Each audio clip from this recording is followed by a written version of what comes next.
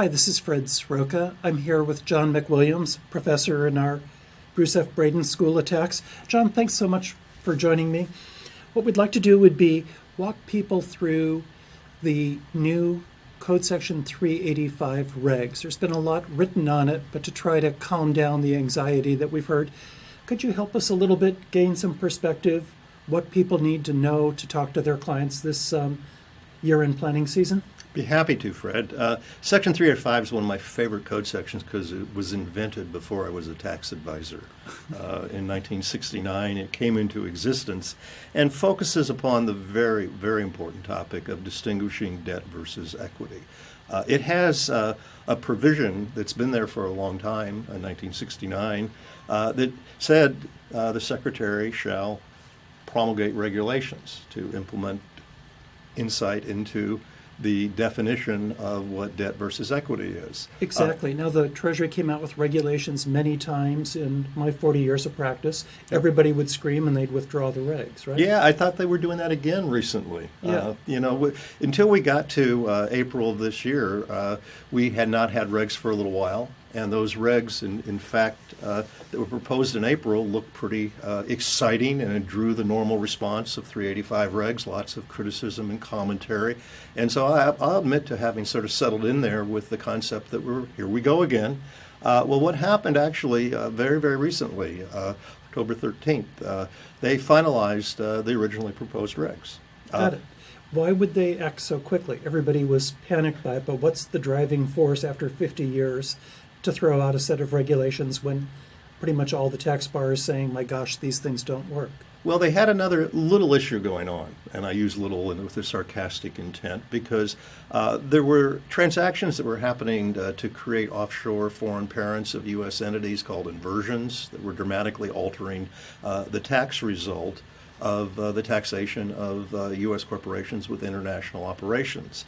And the Treasury decided that maybe Section 385 could be a tool to discourage some of this behavior. Got it. Not directly, but to the extent that you're leveraging up the U.S. company and passing out interest expense, it helped the transactions, right? It certainly does. What you do is you get an interest deduction in the United States with the offshore income. If conveniently and appropriately and wisely arranged in a low or no tax haven country, you can dramatically improve the result. The phrase that's sometimes used is this is called earnings stripping. Got it. So we begin with a problem of American companies going offshore. We now move to debt equity. What's the connection? Well, what they're trying to do is they're trying to, in fact, take away that interest deduction. So if you recharacterize something that appears to be debt and you recharacterize it as equity, there goes your interest deduction. Got it. Well, one of the things that bothered many, many people was that the original scoping of these regulations was much broader than what the target of the effort was. Right, and I think that shotgun approach towards drafting the regulations is what caused all the hue and cry back in April, right? That's absolutely right. Piles and piles of commentary came in. I thought that the regs were, as drafted, they'd apply to partnerships, which is funny because Code Section 385 doesn't say it should. Yep. And they could apply to S-corps, and that would be a disaster, right?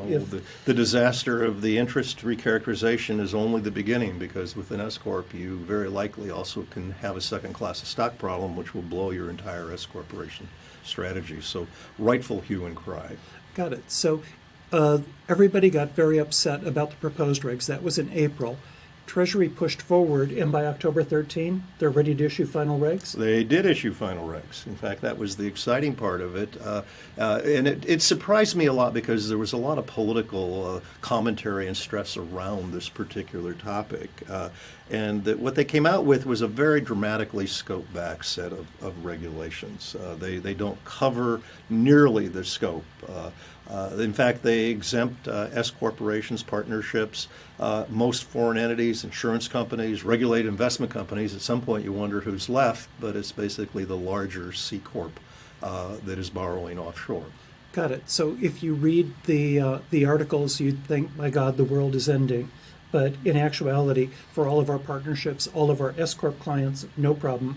Now, small C corporations, are they covered by these rules? Well, they technically are, but what you really need to do is to take a look at the details, because there's dollar limitations on the different parts of it, and they still have left us with quite an exciting, complex set of regulations to navigate. But C corps are still covered by it if in fact you have a borrowing, and it actually be a domestic lender. It doesn't have to be in every situation offshore, but in most situations you're going to find the smaller C corp have a way that they're not going to be covered by these. But Fred says a very important thing. Go look. Right. And to the extent that I have partnerships and S corps, can they come and apply future regs? Can they bring us back into these regulations? No, the very good news is that happily, back in 1989, they said no, you can't retroactively go back and apply 385 regs. Got it. So for the moment, all our flow-through clients stay under the same rules that we've been under, where you've got to worry a little bit if your debt looks too much like equity, but there's no recharacterization. Can you talk about the folks who now have to think through these regs, where we need to have a conversation with our client? Well, basically what you want to do is to get down to the nature of the transactions, and any transaction that's happened that has moved resources out of your C Corp to the owners recently, that's the scope and focus of much of the detail. And the good news is Fred and I are not going to take that on today. I've sat through couple of several-hour presentations trying to scope that detail, but it's there. And the other thing that I think is important to consider, there's beyond federal tax consequences to this. There could be state tax consequences. Got it. So if you've got a C Corp client that's paying related party interest, you probably want to think it through, even if they don't have international operations, but the target was paying interest to an international affiliate in connection with a bad transaction. Yep, if you got one of those, you're in the ball game for covering it, but dramatically reduced scope. These rules come into effect January 19th, 2017, so beware that transactions that are happening then or after are covered.